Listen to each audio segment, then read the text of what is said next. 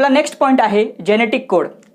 1954 मध्ये जॉर्ज गॅमो नावाच्या सायंटिस्टने सगळ्यात अगोदर सांगितलं की अमायनो ॲसिड्सला कोड करण्यासाठी कोडॉन्सची गरज असते, पण याचा डायरेक्ट एव्हिडन्स हा सगळ्यात अगोदर 1961 मध्ये क्रिक याने दिला.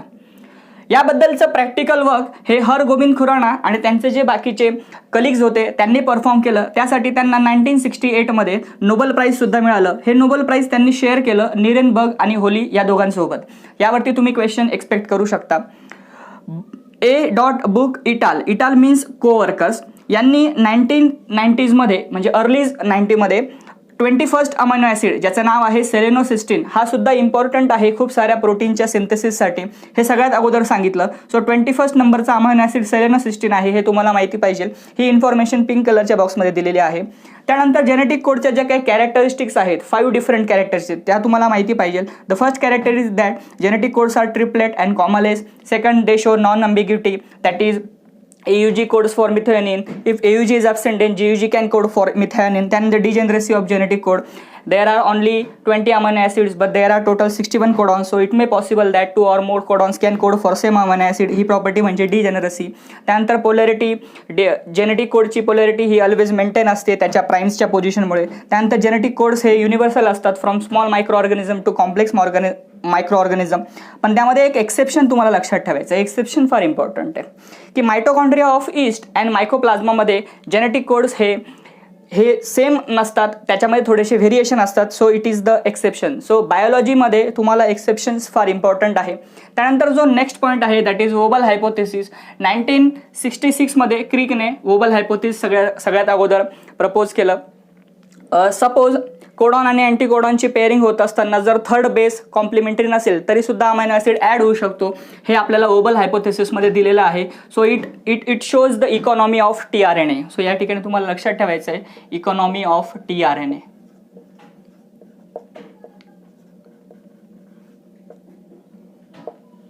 Next point is transcription. What is transcription? The process by which mRNA is synthesized from DNA is called transcription. Transcription करत असताना DNA मध्ये जे स्ट्रँड्स असतात ते यूज केले जातात. DNA मध्ये 2 स्ट्रँड्स असतात, त्यापैकी एकच स्ट्रँड हा RNA बनवण्यासाठी यूज केला जातो. So the strand which is used for RNA synthesis is called as template strand, while the other strand which is not used in RNA synthesis is called as coding strand. या दोघं स्ट्रँडची position तुम्हाला माहिती पाहिजे. Template strand is always 3' to 5' direction, while coding strand is directed from 5' to 3' end. ह्या directions तुम्हाला एक्झाममध्ये विचारल्या जाऊ शकतात. त्यानंतर टेम्पलेट स्ट्रँडवर 3 रिजन्स असतात. त्यामध्ये पहिला रिजन असतो प्रमोटर, त्यानंतर असतं स्ट्रक्चरल जीन आणि थर्ड रिजन असतो टर्मिनेटर. सो प्रमोटर हा 5' एंडला असतो तर टर्मिनेटर हा 3' एंडला असतो. प्रमोटर हा रिजन असतो की ज्या रिजनला RNA पॉलिमरेज नावाचा एन्झाईम की जो आपल्याला ट्रान्सक्रिप्शनसाठी लागणार आहे तो येऊन बाइंड होतो, त्या रिजनला प्रमोटर असं म्हणतात. सेकंड थिंग असते स्ट्रक्चरल जीन. स्ट्रक्चरल जीनमध्ये मोस्टली सिस्ट्रॉन्स प्रेझेंट असतात. सिस्ट्रॉन्स हे ऑर्गॅनिझमनुसार चेंज होतात. जर ऑर्गॅनिझम युकॅरियोटिक असेल तर त्याच्यामध्ये स्ट्रक्चरल जीन हा मोनोसिस्ट्रॉनिक असतो, आणि जर ऑर्गॅनिझम प्रोकॅरियोटिक असेल तर त्यामध्ये स्ट्रक्चरल जीन हा पॉलिसिस्ट्रॉनिक असतो. Mono means single, poly means many. Cistrons आपण ऑलरेडी बघितलं आहे की that is the sequence of DNA which is responsible for synthesis of protein and some RNA. So युकॅरियोटिकमध्ये हे जनरली मोनोसिस्ट्रॉनिक असतात. त्यामध्ये जनरली एक्झॉन्स आणि इंट्रॉन्स असे 2 सिक्वेन्स असतात. एक्झॉन्स की जे RNA मध्ये ॲपियर होतात आणि इंट्रॉन्स की जे RNA मध्ये ॲपियर होत नाही. लक्षात ठेवण्याची एकदम सिंपल ट्रिक आहे. E represent express. So E म्हणजे एक्सप्रेस, जे एक्सप्रेस होतात त्यांना आपण एक्झॉन असं म्हणतो, आणि जे एक्सप्रेस नाही होत त्यांना आपण इंट्रॉन्स असं म्हणतो. त्यानंतर टर्मिनेटर हे टेम्पलेट स्ट्रँडवर 3' एंडला असतात की जिथे ही ट्रान्सक्रिप्शनची प्रोसेस स्टॉप होते किंवा एंड होते त्या रिजनला आपण टर्मिनेटर असं म्हणतो. सो हे सगळे पॉईंट्स तुम्हाला जेनेटिक कोड्स आणि ट्रान्सक्रिप्शनमध्ये प्रिपेअर करायचे आहेत, हे तुम्ही नोट करून घ्या. ट्रान्सक्रिप्शनचे आपले काही पॉईंट्स बाकी आहेत ते बघूया. ट्रान्सक्रिप्शनमध्ये जो इनिशिएशन फॅक्टर यूज केला जातो दॅट इज सिग्मा, आणि जो टर्मिनेशन फॅक्टर यूज केला जातो दॅट इज रो. सिग्मा आणि रो हे इनिशिएशन आणि टर्मिनेशन फॅक्टर आहेत. बऱ्याच मुलांचं या ठिकाणी कन्फ्युजन होतं. ट्रान्सक्रिप्शन ॲक्टिव्हिटीसाठी जो एन्झाईम आपण यूज करणार आहोत दॅट इज RNA पॉलिमरेज. त्याचे 3 टाईप्स आहेत.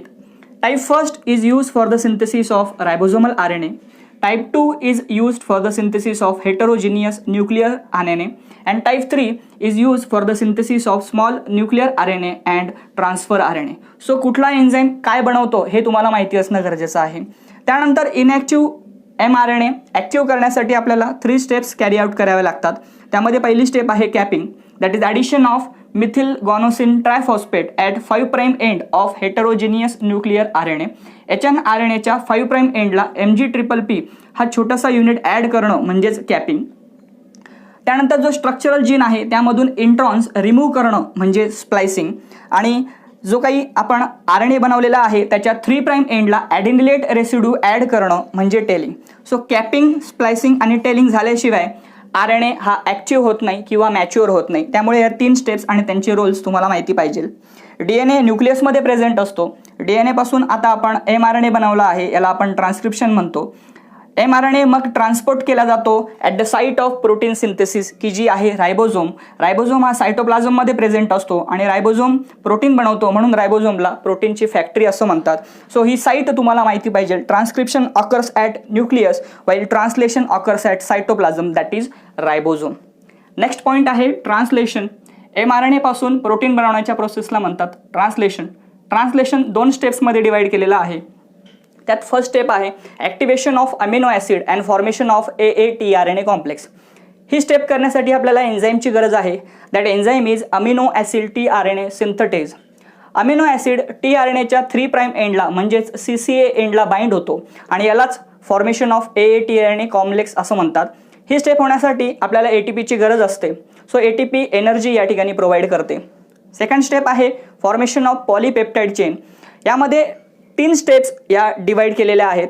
त्यामध्ये फर्स्ट स्टेप आहे इनिशिएशन, सेकंड स्टेप आहे इलॉंगेशन अँड थर्ड स्टेप आहे टर्मिनेशन.